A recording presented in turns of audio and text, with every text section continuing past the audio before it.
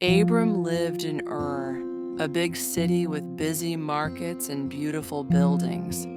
One day, God spoke to Abram and told him to leave his home and go to a land that God would show him. Even though Abram didn't know where he was going, he trusted God and said yes.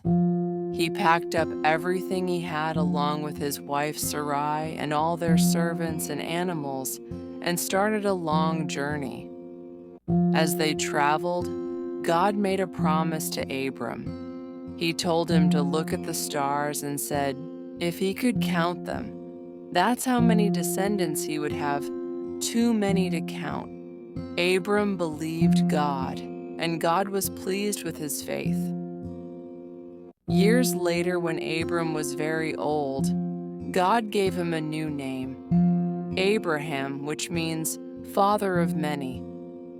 God reminded Abraham of his promise and told him that he would have many children and grandchildren who would become great nations and kings. Even though it seemed impossible because they were so old, Abraham and his wife Sarah believed in God's promise. In the end, Abraham's faith was rewarded, and he became the father of many nations, as God had promised. He led his family and followers by showing them the importance of trust and obedience.